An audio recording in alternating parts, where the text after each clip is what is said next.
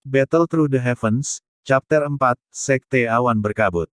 Di aula utama, Xiao Zhan dan tiga tetua klan berbicara dengan penuh semangat dengan sesepuh yang aneh.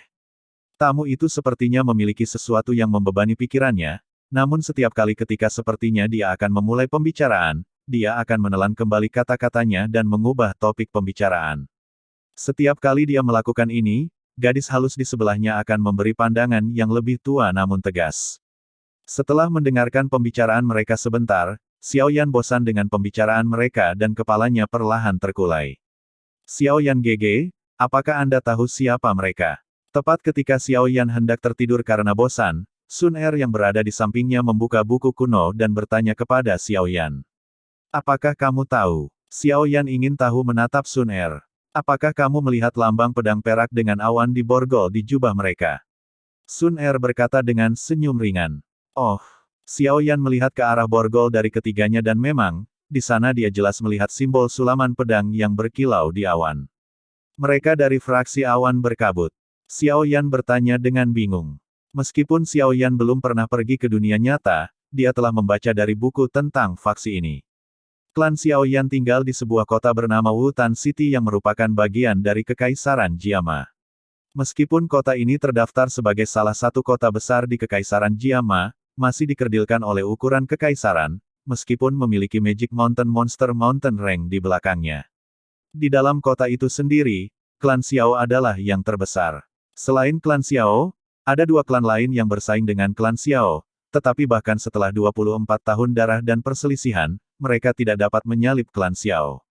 Jika klan Xiao adalah kekuatan terkuat di Wutan City, maka Sekte Mystic Cloud akan menjadi kekuatan terkuat di seluruh Kekaisaran Jiama. Perbedaan antara klan Xiao dan Sekte Mystic Cloud sangat besar, ketitik di mana ayah Xiao Yan, Xiao Zhan, yang biasanya menjaga wajah yang keras dan keras, sangat hormat di depan para tamu ini. Mengapa mereka ada di sini? Bisik Xiao Yan. Jari-jari ramping Sun Er berhenti, mungkin itu berhubungan denganmu, Xiao Yan GG. Tapi aku tidak punya hubungan dengan mereka. Mendengar jawaban Sun Er, Xiao Yan berhenti sebelum menggelengkan kepalanya dan balas berbisik. Apakah kamu tahu nama gadis itu di sana? Sun Er melirik gadis itu. Tidak, kan? Xiao Yan mengerutkan alisnya saat dia memeriksa wajah gadis yang ditunjukkan Sun Er.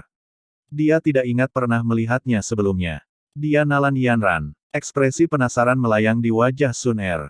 Xiao Yan menegang, Nalan Yanran. Cucu Nalan Jie, Komandan Leonhard dari Kerajaan Jiama. Dia tunanganku yang berada di antara keluarga kita, sebelum aku lahir. Hehe, kakek dan Nalan Jie seperti saudara lelaki berdarah dan pada waktu itu, kamu dan Nalan Yanran dilahirkan sekitar waktu yang sama, jadi keduanya memutuskan bahwa kalian akan menikah. Tapi sayangnya, 3 tahun setelah kamu lahir, kakek meninggal dalam perkelahian dengan musuh klan dan seiring berjalannya waktu, hubungan klan Xiao dengan keluarga Nalan menjadi lebih lemah. Cerita, Nalan Jie tidak hanya sombong, ia juga sangat menekankan janji. Pernikahan itu diputuskan olehnya sehingga meskipun namamu sudah sangat buruk beberapa tahun terakhir, dia tidak pernah berpikir untuk membatalkan pernikahan. Kakek itu benar-benar keras kepala. Xiao Yan tersenyum. Nalan Jie memiliki keputusan akhir dalam semua hal dalam keluarga, jadi meskipun dia benar-benar sangat menyukai cucunya, tidak ada seorang pun di keluarga yang melangkah menentang pernikahan. Mata indah Sun Er dengan ringan melirik Xiao Yan sebelum melanjutkan. Tapi 5 tahun yang lalu, Nalan Yanran menjadi mahasiswa di bawah pimpinan Sekte Mystic Cloud. Dalam 5 tahun ini, Nalan Yanran menunjukkan bakat luar biasa. Ketika seseorang memiliki kekuatan yang cukup untuk mengubah jalan hidup mereka, mereka akan berusaha sekuat tenaga untuk mengubah hal-hal yang tidak mereka sukai dan sayangnya, dia benar-benar membenci pernikahannya yang dijanjikan dengan saudara Xiao Yan. Maksudmu, dia datang untuk membatalkan pernikahan. Wajah Xiao Yan menjadi gelap. Pada saat ini dia sangat marah, bukan karena Nalan Yanran tidak menginginkan dia sebagai suaminya melainkan, karena Nalan Yanran berusaha untuk membatalkan pernikahan dengan seluruh klan yang hadir. Jika itu terjadi maka ayahnya akan kehilangan banyak martabat dan rasa hormatnya dalam klan. Xiao Yan perlahan menarik napas, udara dingin menenangkan pikirannya yang mengamuk. Dalam lengan bajunya, Xiao Yan mengepalkan tangannya, berpikir, jika aku adalah Dou Xi, yang akan berani menginjak-injak harga diriku. Itu benar, Jika Xiao Yan adalah Dou Xi, maka, bahkan jika Nalan Yanran mendapat dukungan dari Sekte Misty Cloud, dia tidak akan bisa melakukan hal seperti itu. Dou Xi, 15 tahun, hanya ada beberapa yang memiliki prestasi tinggi dalam seluruh sejarah Douqi Mainland. Hanya beberapa orang yang berada di tingkat itu ketika mereka masih muda sekarang adalah beberapa orang yang paling berpengaruh di seluruh dunia Douqi. Sebuah tangan kecil yang rapuh dengan pintar menghindari lengan Xiao Yan dan memegang tangan Xiao Yan.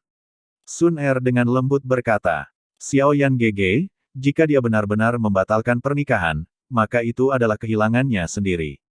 Saya percaya bahwa dalam beberapa tahun, dia akan menyesali keputusannya hari ini. Menyesal, Xiao Yan mencibir. Dengan kemampuanku saat ini, aku tidak memiliki kemewahan semacam itu. Xiao Yan berhenti sejenak sebelum mengubah nada suaranya. Tunggu, Sun Er, bagaimana Anda begitu akrab dengan mereka? Hal-hal yang baru saja Anda katakan, ayah saya mungkin bahkan tidak tahu beberapa dari mereka. Bagaimana Anda tahu semua ini? Sun Er menegang tetapi tidak mengatakan apa-apa. Melihat penghindaran Sun Er pada subjek, Xiao Yan hanya bisa tersenyum tanpa daya. Meskipun Sun Er juga bagian dari keluarga Xiao, dia dan Xiao Yan tidak memiliki hubungan darah. Selain itu, Xiao Yan belum pernah melihat orang tua Sun Er dan setiap kali dia bertanya kepada ayahnya tentang mereka, Xiao Zhan akan menggelengkan kepalanya dan tidak berbicara. Segera, orang tua Sun Er menjadi subjek yang tabu, sesuatu yang sepertinya mereka takuti bicarakan. Bagi Xiao Yan, identitas Sun Er selalu terselubung dalam misteri. Tidak peduli sekeras apapun dia berusaha, Sun Er akan selalu diam. Terserahlah. Jika kamu tidak ingin mengatakannya maka jangan. Menggelengkan kepalanya, wajah Xiao Yan tiba-tiba menjadi gelap lagi. Penatua tamu, di bawah sinyal berulang dari Nalan Yanran, akhirnya berdiri. Menggunakan Sekte Misty Cloud untuk menekan ayah. Nalan Yanran ini tentu saja menggunakan beberapa taktik tak tahu malu. Kemarahan mulai naik dalam hati Xiao Yan.